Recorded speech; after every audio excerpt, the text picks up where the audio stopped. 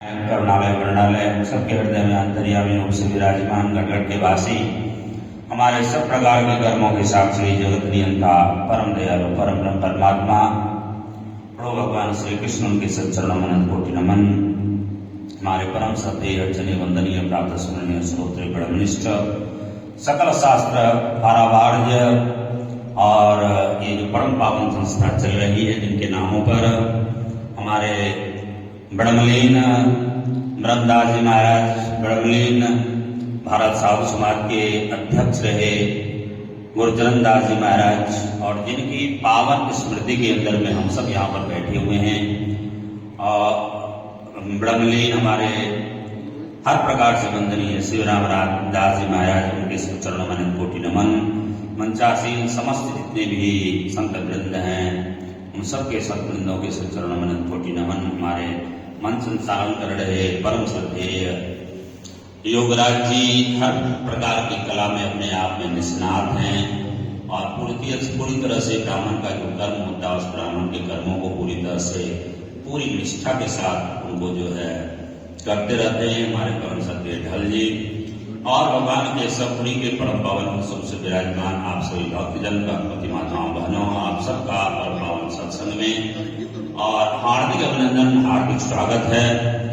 और ये हम सबका सौभाग्य है कि आज जो है ऐसे महापुरुष जो साक्षात शिव के स्वरूप थे ब्रह्मनिष्ठ स्वरूप उनका नाम ही था शिवराम दास महाराज। वैसे दुनिया के अंदर में आप देखा जाता है असली संसार के अंदर में अक्सर ऐसा देखा जाता है ये आंख से अंधा और नाम नयन सुख। क्या है? आंख से अंधा और नाम नयन सुख अक्सर संसार में, लेकिन हर चीज के अपवाद हुआ करते हैं। ऐसे ही अपवाद के स्वरूप में हमारे साधु समाज के अंदर में जितने साधकों हैं उन साधकों के बीच में और हमारे जो महंत जी महाराज हुए जिनका निर्वाण दिवस हम सब मना रहे हैं, हमारे जो संत वृंद होते हैं उनका जन्म दिवस नहीं मनाया जाता लेकिन निर्वाण दिवस मनाया जाता है। क्यों मनाया जाता है निर्वाण दिवस? कि जन्म पर हमारा किसी भी प्रकार से किसी भी तरह का बस नहीं है। एक बार कमान से तीर निकल चुका फिर वो वापस आ नहीं सकता।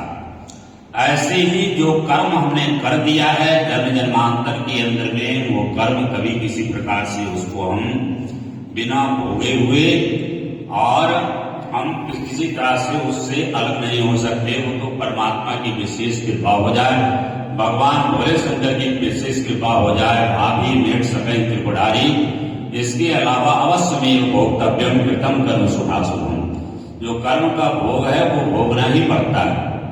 तो जन्म पर हमारा बस नहीं है और कबीरा जब हम पैदा हुए जग हंसी हम रोए, ऐसी करनी कर चलो कि हम हंसी जग रोए, लेकिन मृत्यु पर हमारा बस है।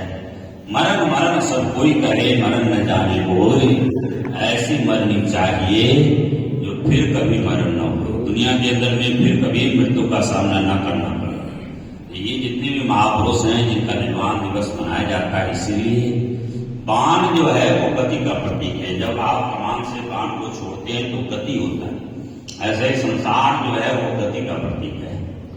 संसार के अंदर में दौड़ना चलना फिरना जितने काम आपको करना है सारा काम करना, उठना बैठना, दुकान पर जाना, नौकरी करना, ये सारा काम जितने भी हैं वो सब संसार के अंदर चलते रहते हैं। लेकिन ब्रह्म में कोई गति नहीं है, आत्मा में कोई गति नहीं है। आत्मा अचल है, अविनाशी है। इसलिए बाबा तुलसी ने लिखा कि ईश्वर अंश जीव अविनाशी चेतन अमल सहज सुखराश। चेतन का स्वरूप है, सहज स्वरूप है, जिसकी हृदय जिसमें किसी प्रकार की कोई मलिनता नहीं है, अमल और सहज स्वरूप है, आनंद राशि। और गीता जी में श्लोकावशी को कहा उन्होंने स्थानो अचलम, और स्थानो है और अचल है, एक ही स्वरूप में हमेशा विद्यमान रहता है। जहां लेकिन इतना व्यापक है कि जहां तक आपकी कल्पना जाती